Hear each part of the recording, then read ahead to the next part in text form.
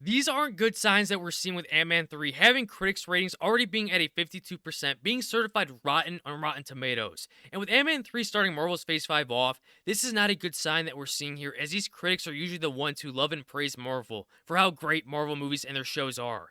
But fatigue is setting in, and we're seeing Marvel as a whole degrade itself, especially when it comes to their VFX artists, as that is one of the major concerns that these movies are facing, and Marvel in general as a company is facing as a whole.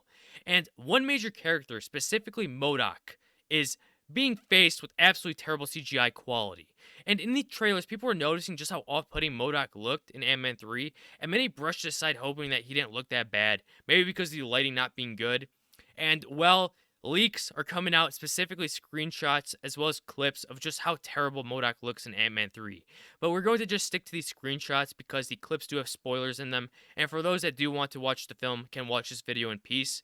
And with that, it's not looking good. Modok in the comics has a messed up face with scarring and scratches. Meanwhile, Ant-Man 3 has Modok appearing as if he's an adult baby that had its face stretched. Having Modok's skin looking silky smooth. Must be using some sort of acne treatment that we all want.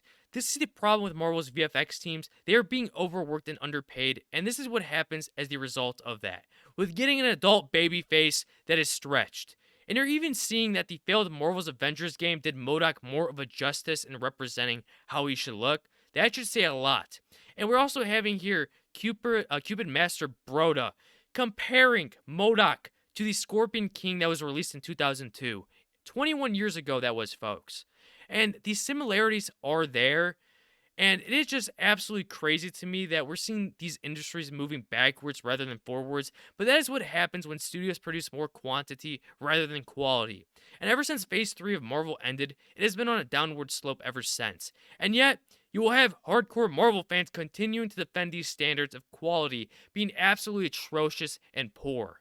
And now box office predictions are coming into the mix.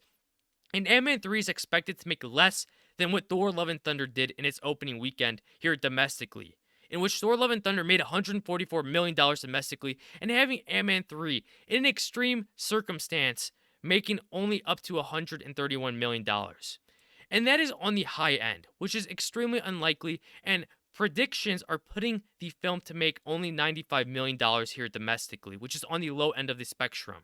That should be a big red siren for Marvel, as Marvel is going to need to push on them brakes and calm down producing so many damn movies and shows. People are also calling out Thor and Love Thunder on how Taika Waititi butchered the character of Thor as he's the comedian in a laughable joke, even though the things he's been through would have him acting the complete opposite, losing his home world and his entire family, yet they continue to spit on Thor. And although Marvel in today's age is a cash cow for Disney, it won't be like that if this trend continues, with having each Marvel film having lower and lower box office numbers, which is why fatigue is starting to happen, because there's just so much quantity being produced by Marvel. We have seen it with She-Hulk, Thor Love and Thunder, and now Ant-Man 3. And one thing these all have in common is having terrible CGI. I'd like to know your guys' thoughts on this. If you guys enjoyed, please don't forget to subscribe, like, comment, share. I'll catch you all in the next one. Bye-bye.